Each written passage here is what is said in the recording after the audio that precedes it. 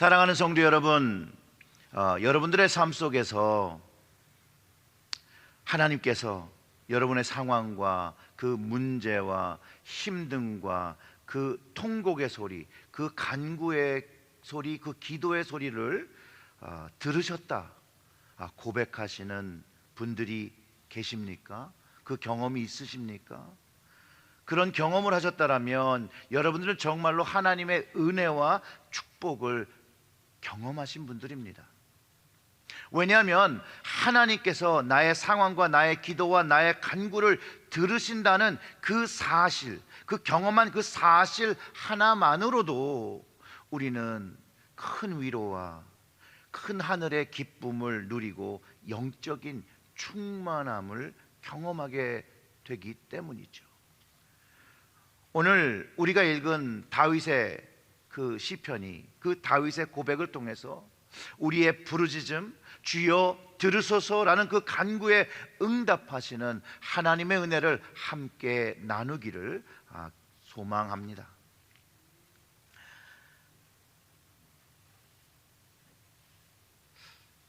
여러분들은 하나님의 은혜를 언제 경험하셨습니까? 어떤 때에 경험하셨습니까? 저는 어려울 때, 또 힘들 때, 또 내 인생에 고난이 경험될 때 하나님의 은혜를 경험하고, 또 죄로 인해서 하나님과 또 멀어졌을 때도 하나님의 긍휼을 입는 그런 은혜를 경험했었는데요. 정말로 하나님을 만나고 구원받고 믿음의 생활을 하면서도 여전히 하나님 앞에 기쁘신 모습으로 서지 못하고 여전히 죄 짓는 것을, 하나님 앞에 그 죄를 짓는 모습을 멈출 수가 없었습니다. 사실 주님을 모를 때야 죄인인 것도 몰랐고 죄를 진다는 것조차도 알 수 없었지만, 거룩하신 하나님을 만나고 나니 어머나 세상에, 저의 대부분의 행동과 삶의 방식이 하나님을 기쁘게 하지 못한 죄에 속한 일들이 너무 많았고, 가장 큰 문제는 무엇이었냐? 그런 옛 삶의 방식에서 벗어나기가 너무 어려웠다라는 거예요. 그러니 반복되는 죄들이 일어나는 것이죠.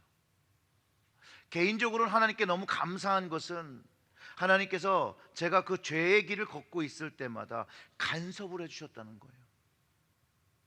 이렇게 튀어나가면 이렇게 툭 쳐서 이쪽으로 돌아오게 하시고, 뒤로 돌아가면 이렇게 뒤를 잡아서 끌어당겨 주시면서 하나님이 원하시는 그 길, 그 주님의 길을 다시 걸을 수 있도록 간섭해 주셨다는 거예요. 저는 세상에서 가장 싫은 것이 남이 제 인생에 간섭하는 거예요.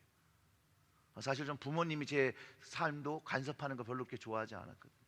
그런데 하나님을 만나고 나니까 하나님께서 간섭해 주시는 게 너무 좋더라고요. 너무 좋더라고요. 참 설명하기 어려운 경험이지만, 주님을 만나고 믿음의 사람이 되어서 살 때, 젊었을 때죠. 26살 때요. 나름 신앙생활을 하고 믿음이 있다고 생각하며 좀 교만했었습니다. 지금 생각해보면 도대체 왜 교만했는지 도무지 이해가 안 되는데, 그 당시에는 그렇게 교만했던 것 같아요. 다른 데 믿음을 판단하고 아주 거칠었습니다. 지금보다 더 거칠었습니다. 더 저도 온화해지고 온유해져야 되는데, 근데 그 거칠은 모습에서 계속해서 하나님께서 간섭해 주시면서 변화시켜 주셔서 주의 길을 계속해서 걸을 수 있도록 하셨다라는 것이죠. 근데 그때도 하나님께서 간섭하시려고 그랬는지 저를 겨울 수련회로 이끌어 주셨어요.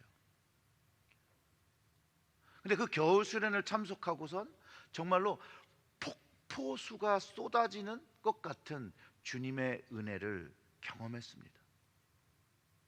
그 수련회 강사 목사님께서 시편의 말씀을 이렇게 탁 펴서 읽으시는데, 성령께서 말씀으로 임하신다는 것을 경험할 수 있었습니다.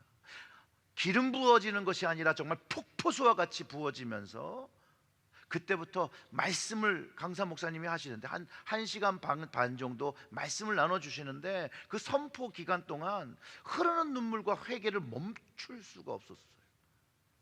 그 말씀은 시편 139편 7절과 9절의 말씀이었는데 제가 읽어드릴게요. 내가 주의 영을 떠나 어디로 가며 주의 앞에서 어디로 피하리까? 내가 하늘에 올라갈지라도 거기 계시며 수월에 내 자리를 펼지라도 거기 계시니이다. 내가 새벽 날개치며 바다 끝에 가서 거주할지라도 거기서도 주의 손이 나를 인도하시며 주의 오른손이 나를 붙드시리이다. 아멘. 이 말씀을 들을 때 성령님께서 이 말씀으로 저를 감동시켜 주셨고 이 말씀으로 제 인생에 다시 한번 터닝 포인트가 생겼던 그런 말씀입니다. 저는 하나님께서 죄진 삶을 살고 또 그 죄로 무너진 삶을 살아도 여전히 나를 사랑하시는 하나님은 내가 하늘로 하나님으로부터 멀리 도망가기 위해서 하늘에 도망가고 스월 그 죽음의 지옥 같은 자리에 갈지라도 거기에 계시고 나를 이끄시고 도우시는 하나님이라는 것을 그날 정말로 경험하고 그러면서 제가 그렇게 고백했던 것 같아요. 주님의 손이, 이 하나님의 손이 나 같은 사람, 이 미천한 사람, 이 더러운 사람의 손을 붙잡아 주시는구나. 옛날에는 이런 일들을 그냥 상상만 했다면 그날은 이 말씀이 저에게 체험되어지고 믿어지고 하나님의 마음이 깨달아지게 된 그런 날이었습니다. 오늘 시편 말씀을 보면요, 이 죄와 우리의 영혼의 상태, 죄진 그 우리의 영혼의 상태를 아시고 성령님을 통해서 저의 영혼의 소리를 들으시는 하나님을 경험했다라는 것이에요. 맞습니다. 하나님은요, 우리의 영혼의 소리를 들으시는 하나님이라는 거예요. 내가 내 입을 통해서 고백하지 않더라도 이미 내 영이 울고 있는 그 소리를 들으시고 우리를 만나주시고 우리에게 역사하시는 하나님이 우리 하나님이라는 것을 그날 경험한 것이죠. 여러분, 영혼의 소리를 들으시는 하나님입니다. 영혼의 소리. 사실 그때 하나님과 제가 좀 멀어져 있었던 시간이었습니다. 마음적으로, 영적으로 강팍한 마음이 있었고 또 불평이 있었고 불만이 있었던 시절, 게다가 영적으로는 게을렀던, 하나님 앞에 아주 게을렀던 그런 시간이었는데, 사실 수련회도 제가 마음으로 막 간절히 가고 싶어서 간 게 아니에요. 제가 해야 할 일, 책임 맡은 것이 있었기 때문에 간 것인데 하나님께서 저의 영혼의 소리를 들으시고 그 영혼의 소리에 응답하셨다는 거예요. 응답하셨다는 거예요. 왜 그러신지는 잘 모르죠. 다만 하나님께서 저의 영혼을 불쌍히 여기셨더라고 저는 압니다. 하나님께서 그냥 용서하시고 받아주셨다는 거예요. 오늘 본문에서 다윗이 이렇게 고백하죠. 나의 영혼도 매우 떨리나이다. 여호와여, 어느 때까지입니까? 여호와여, 돌아와 나의 영혼을 건지시며 주의 사랑으로 나를 구원하소서. 다윗은 분명히 자기 영혼이 하나님으로부터 멀어져 있다는 것을 알고 있었어요. 그리고 자기 영혼이 하나님 앞에 서게 된다면 그 떨리는 무엇인가가 주님 앞에 분명히 해결받아야 된 죄의 문제를 가지고 있었고, 그리고 그것에 회개하며 하나님, 떠나가신 그 하나님이 돌아오시길 바라면서 자기의 영혼을 건지시고 구원해 주시기를 간구하고 있었다는 거예요. 다윗은요, 사실은 영적으로 하나님과 교제가 그 깊은 믿음을 나눈 믿음의 사람이에요. 그래서 아마도 하나님은 더 큰 잣대를 가지고 다윗을 대하시고 더 큰 기대를 가지시고 그가 더 하나님의 믿음의 사람으로 서길 저는 기대하셨을 거라고 저는 믿어요.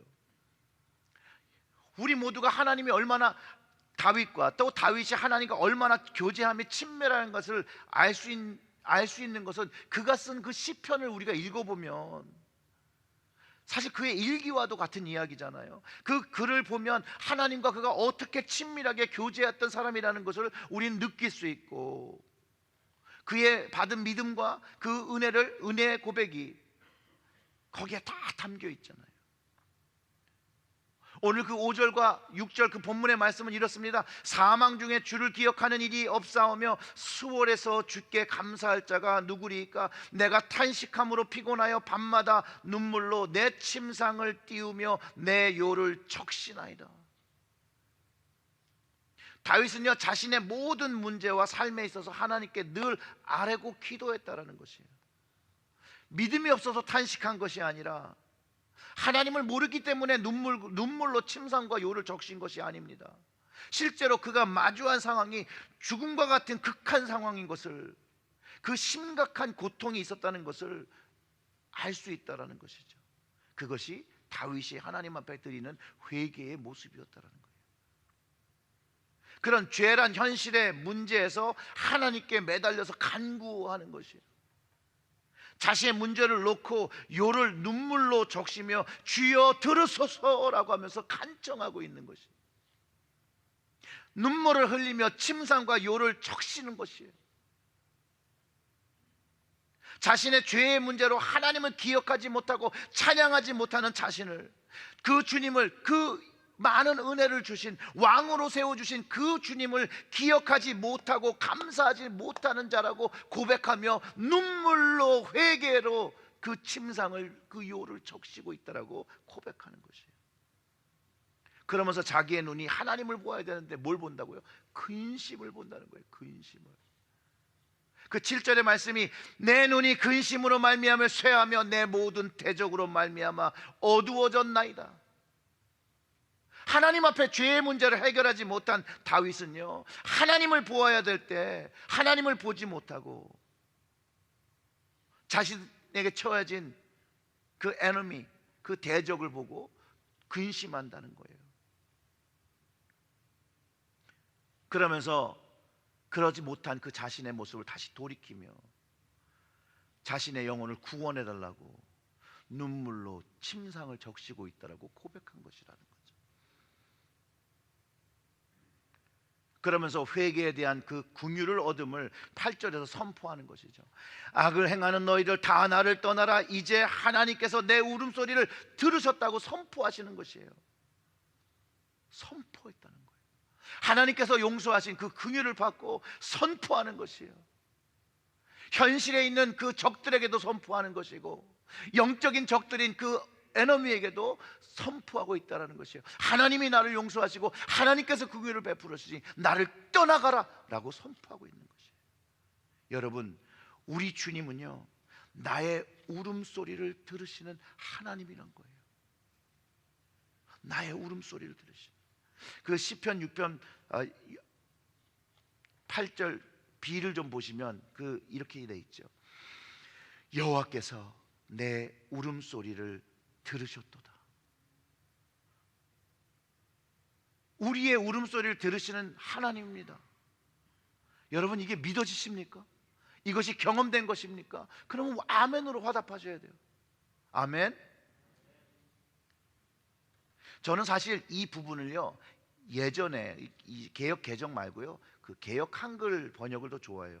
왜냐하면 뭐라고 표현하고 있냐면요, 내 울음소리라고 한 그 부분을 내 곡성을 들으셨도다. 나의 어려움을 들으셨다는 것을 확신하면서 그 하는 믿음의 선포인데요, 하나님이 나의 곡성에 응답하셨다라는 것이에요. 여러분, 혹시 인생을 살면서 억장이 무너진다라는 경험 해보신 적 있으십니까? 억장이 무너진다. 억장.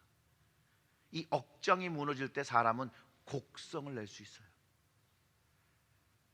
억장이 무너질 때 이 곡성의 울음소리를 내는데, 이게 어떤 현실이라면 어떤 현실을 마주하는데 내가 할 수 있는 것이 아무것도 없는 거예요.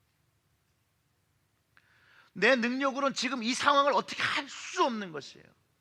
그때 우리는 하나님 앞에 그 울음, 그 곡성을 내는데 그 곡성을 하나님께서 들으신다. 이런 곡성은 우리가 사랑하는 이가 갑자기 죽었을 때, 또 죽게 되었을 때 내는 울음소리입니다.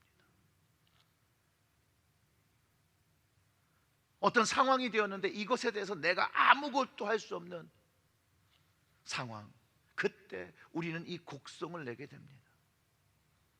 저에게는 저희 큰아들이 있죠. 그 준하가 임신되었을 때 테스트를 했는데 그 다운 신드롬 베이비 그 확률이 너무 높다는 거예요.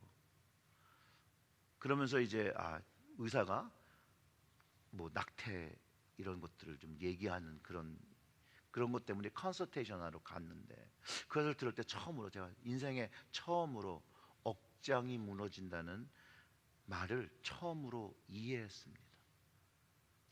어떻게 살 수 있는 게 아무것도 없더라고요. 그때 하나님 때 기도할 때요, 어떤 언어의 체계를 가지고 기도한 것이 아니에요. 어렸죠 그때. 집에는 아내가 있으니까 기도를 하기가 좀 어렵고, 이제 두루에 그 채플이 있는데 그 채플로 갔습니다. 할 수 있는 게 아무것도 없어요. 아무것도 할 수 없는 그 모습에 그 연약함을 가지고 주님 앞에 그냥 울기 시작했어요. 말도 안 나와요. 근데 제가 그 마음을 표현하면 이런 거죠. 하나님 어떡해요? 하나님 어떡해요? 하나님 어떡해요?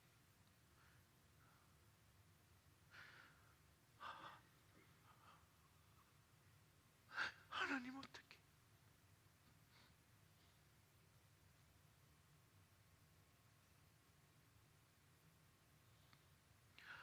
몇 시간을 울었는지 모릅니다.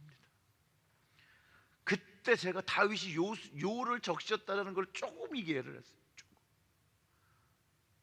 하나님께 간구하며 요를 적신다, 침상을 적신다는 말이 이런 말이었구나. 그래서 저뿐만 아니라 우리 성도님들 다 살다 보면 기대하지 못하던 극한 일들이 인생에 찾아올 때가 있다는 거예요.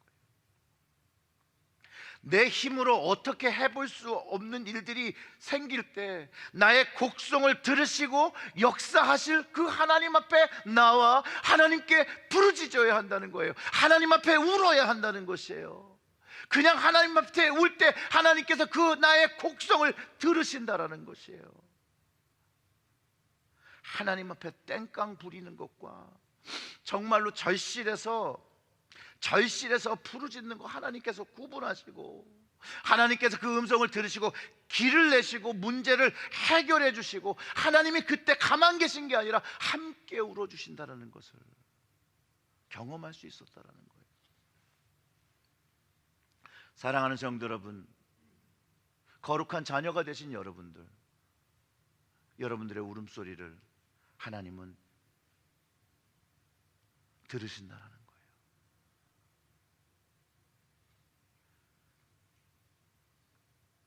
그러니 이 하나님께 어려울 때, 힘들 때, 문제가 있을 때 그 앞에 나가 울어야 합니다. 그때 거기서 힘을 얻습니다. 그때 거기서 믿음과 확신을 경험하게 됩니다. 그리고 한 3주 동안 정말 미친 듯이 짐승같이 울부짖었어요. 제가 그때는 이제 펄스픈이라는 곳에 살았는데, 그 당시에 제 홈처치는 이제 베다니 교회였거든요. 웨인인데 한 35분 40분 정도 운전을 했는데, 그때 3주 정도 저희가 새벽 기도를 작정하고, 이제 정말 그 베다니 교회 그 당시에 우리 장 목사님도 제가 왜 저렇게 울부짖어서 기도하기가 어렵다라고 할 정도로 제가 미친 듯이 울부짖었습니다. 근데 그 3주가 딱 되던 날 하나님께서 확신을 딱 주시더라고요. 평안을 딱 주시더라고요. 아들아 괜찮다. 내가 이끌어 줄게. 내가 다 괜찮게 해줄 거야. 그런 확신을 주시더라고요. 그리고 저희 큰아들 팔싹둥이가 태어난 거예요. 3파운드 10안스로 작지만 좀 큰 치킨 사이즈로 태어났어요. 살이 안 차가지고 이 가죽이 이렇게 막 쭈글쭈글한 그대로 태어났어요. 저는 주나를 보면 저의 곡성을 들으신 하나님을 기억합니다. 저뿐만 아니라 우리 여기 계신 여러분들 중에 저와 같은 그런 경험을 하신 분들이 있어요. 그러면서 하나님께서 주신 그 은혜의 증거가 살아 움직이는 것을 보면서 감사하는 분들이 있다라는 거예요. 물론 이렇게 태어난 자녀도 속색이면 이걸 죽여 살려 이러지만 늘 하나님께 감사하죠. 찬양을 드리게 되죠. 정말로 얘가 사람 노릇하면서 이렇게 사는 걸 보면요, 불평할 게 하나도 없어요. 물론 하나님께서요, 이해할 수 못하게 어떤 분들의 기도로 또 응답하시기도 하지만 어떤 분들의 기도는 응답되지 않는 것을 보면서 참 목회자로서 참 어려움을 느낍니다. 하나님이 어떤 방법과 어떤 기준으로 그 기도를 응답하시는지 잘 모르지만 저는요, 성경의 말씀을 믿습니다. 구하고 찾고 두드리면 그 간절하고 구하고 찾고 두드린 것에 응답받는다라고 예수님께서 가르친 그 말씀을 저는 신뢰합니다. 그 말씀을 믿고 계속해서 기도하면 그 우리의 울음을, 우리의 간절함을 하나님께 드리면 하나님께서 응답하신다는 것은 진실이라는 거예요. 진리라는 거예요. 저는 오늘 말씀에서 하나님은 우리의 울음소리를 들으시고 응답하신다라고 하나님의 말씀이라 선포할 수 있습니다. 여러분, 이 말씀을 하나님의 말씀으로 받으시기를 주님의 이름으로 축원합니다. 그래서 하나님은 오늘도 여러분들의 우리의 울음소리를 들으신다는 거예요. 여러분들이 힘든 과정에 있습니까? 인생이 힘들어 오셨습니까? 아직도 그 해결점이 안 보이고 어렵기만 하십니까? 그러면 하나님 앞에 서시기 바랍니다. 우리의 울음을 들으시는 하나님께 우리의 간구와 기도를 드리면 하나님은 그 간구와 기도, 그 기도를 또 들어주신다는 거예요. 이 간구와 기도는요, 아까 울음을 들으시는 그 하나님과는 조금 다르게 그냥 운다고 해결되는 게 아니라 이렇게 be specific, 정확하게 기도를 해야 되는 것이에요. 하나님 뜻에 맞춰서 기도해야 되는 건데 그 기도, 그 간구와 기도를 들으시는 하나님이 우리의 하나님이시고 여러분의 구원자이시라는 거예요. 오늘 본문 9절의 말씀 들어보면 이렇습니다. 여호와께서 내 간구를 들으셨으며 여호와께서 내 기도를 받으시리로다. 아멘. 조금 전에 말씀드렸던 것처럼 하나님은요, 우리의 간구와 기도를 들으시는데 우리에게 응답하시는 방법이 모두 다르다는 것이에요. 그리고 제가 말씀드린 왜 다른지는 모르겠어요. 그럼에도 불구하고 하나님은 들으신다는 것이에요. 응답하신다라고 말씀을 통해서 가르쳐 주셨고 우리 교회의 전통을 통해서 기독교 역사상에서 하나님께 기도한 것들이, 그 간구가 응답되었던 것들이 경험되어졌고 또 우리의 이성을 가지고 볼 때 이해한다는 것도 있지만 신비한 방법으로 하나님의 응답이 아니고선 이루어질 수 없는 현상을, 또 일들을 주변에서 일어나는 것을 보고 또 경험한다는 것이에요. 그 신비의 응답을 우리도 경험했다는 것이죠. 그렇기 때문에 아무리 절망적인 시간일지라도 아무것도 할 수 없는 그런 상황 속에서도 하나님 앞에 무릎 꿇고 간구하고 기도하면 하나님은 들으시고 역사하신다는 거예요. 하나님께 저에게 주셨던 그 청년 때 주셨던 그 어떤 사명이 있었어요. 청년 집회에 대한 사명. 근데 굉장히 막연하게 있었어요.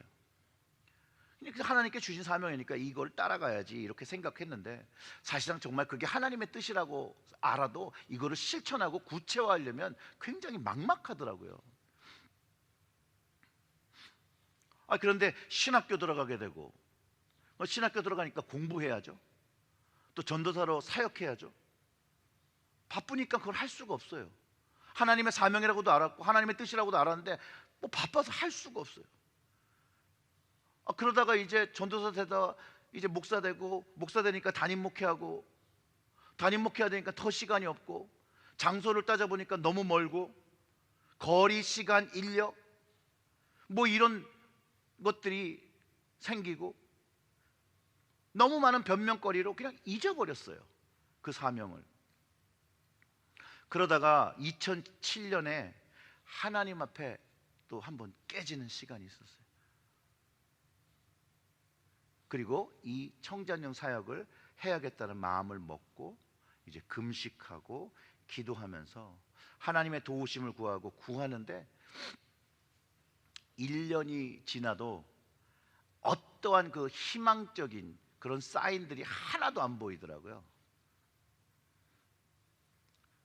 그래서 2008년이 지나고 2009년이 시작될 때 이 사역을 구체적으로 하려고 하는데 실제로 되어지는 일이 하나도 없으니까 또 사람이 낭망하게 되잖아요. 너무 마음이 낭망하더라고요. 하나님, 제가 안 한다는 것도 아니고 하고 싶다고 하는데 왜 이렇게 주변에 일어나는 것들이 하나도 없어요? 적어도 함께 일할 수 있는 사람이라도 하나 구해줘야 되는 거 아닌가요? 하나님, 왜 사람을 안 보내주세요? 이제 낭망이 불평으로 바뀌고, 불평이 여러분 그 다음에 뭐로 바뀌는 줄 아십니까? 원망으로 바뀌는 거예요. 원망으로.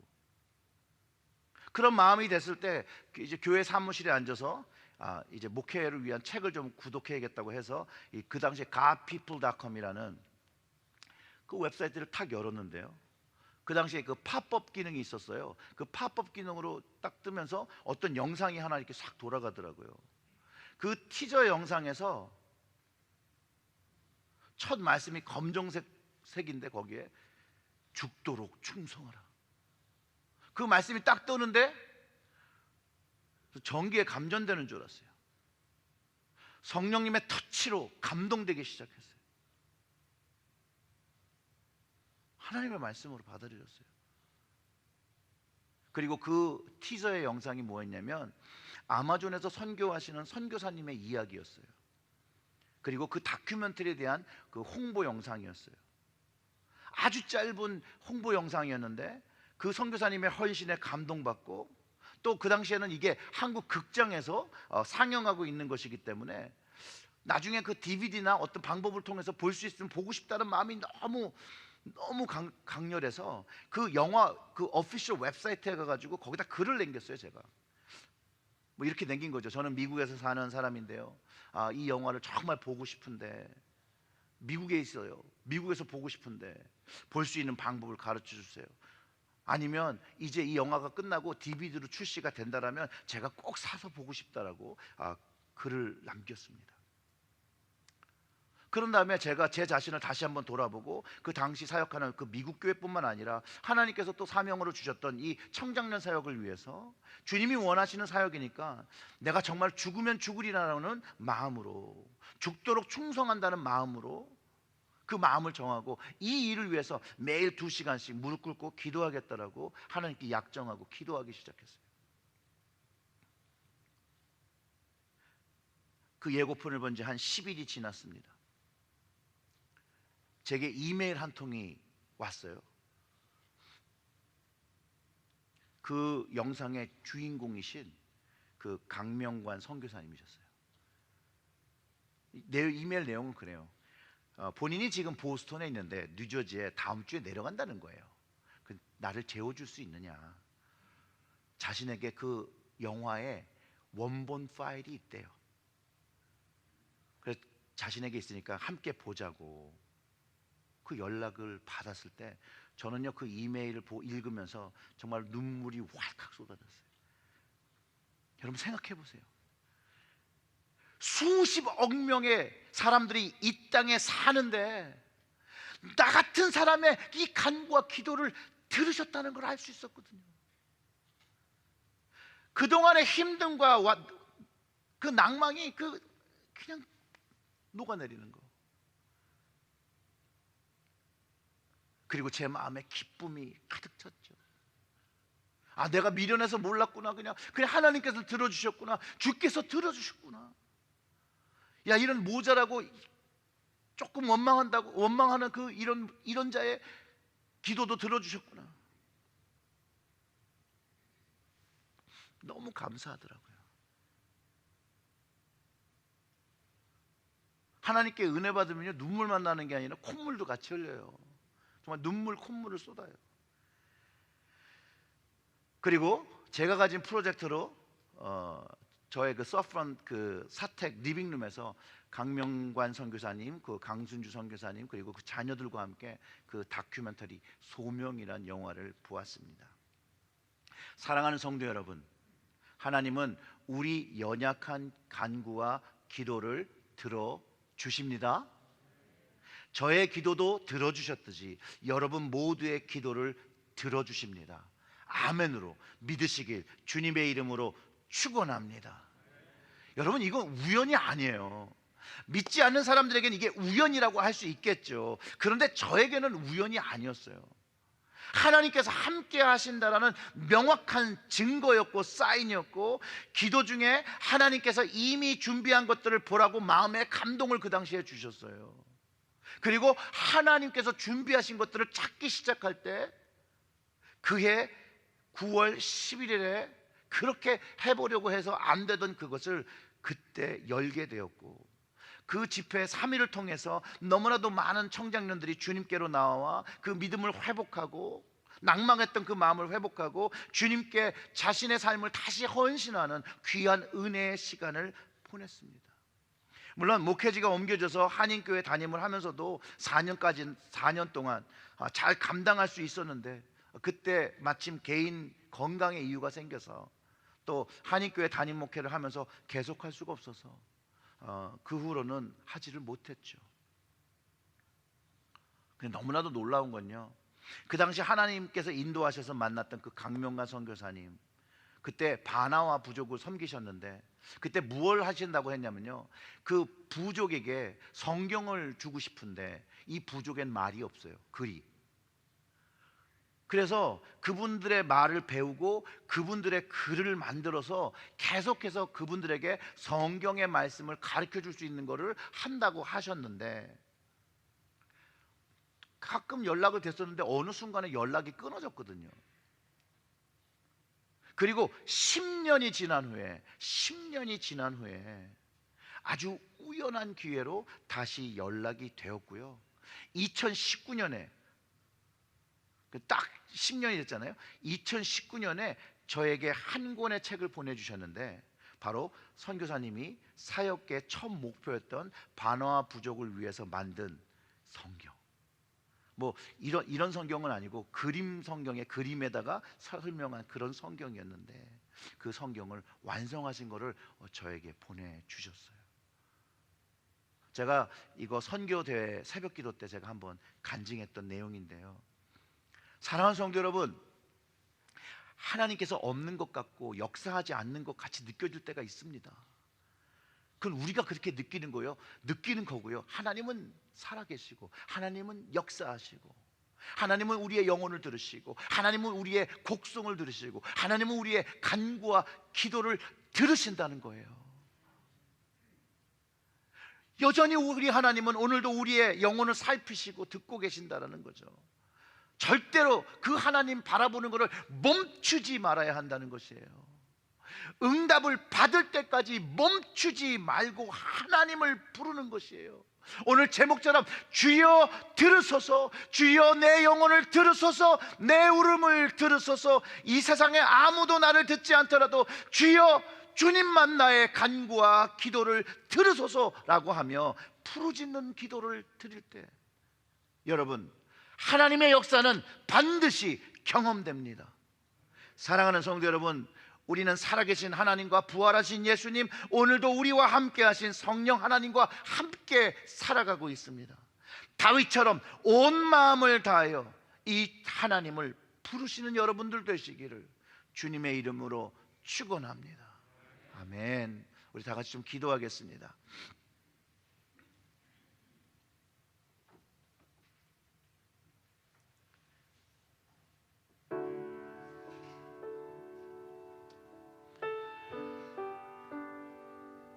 오늘 예배에 나와서 우리 예배 드리시는 분들, 또 온라인을 통해서 또 예배 드리시는 분들, 하나님이 가깝게 느껴지지 않으십니까? 그런 방법이 있습니다. 하나님께 가까이 나가는 거예요. 하나님을 가까이 하라. 그러면 너의 하나님께서 가까이 하시리라. 그 자리에 나가서 하나님께 내 영혼의 소리를 들으라고 기도하는 것이에요. 내 영적으로 가장 필요한 거, 하나님, 내 영혼이 내 육적으로는 알지 못하는 것, 내 육적으로는 죄를 짓고 하나님과 벽을 쌓고 살지 있지만 내 영이, 성령께서 함께 하시는 그 영이 기도하고 내 성령께서 탄식하며 기도해 주시니 내 영혼의 소리를 들어주세요. 주님, 내가 이 삶 속에서 할 수 있는 것이 아무것도 없습니다. 이 상황에서 할 수 있는 것이 아무것도 없는데 하나님, 나의 이 울음소리를 들어주세요. 하나님, 정말로 내 인생에 이런 것들이 명확하게 필요하고 하나님을 아는 것이 중요한데, 하나님 만나고 싶은데, 이 하나님 성령님 만나고 싶은데 만나지지 않는 것이 있습니다. 하나님, 오늘 나를 만나주세요 라고 명확하게 기도할 때 하나님 우리의 삶에 역사해달라고 우리 같이 부르짖는 주여 나를 들으소서, 이렇게 기도하시면 좋을 것 같아요. 우리 다 같이 좀 소리 내어서 기도하겠습니다.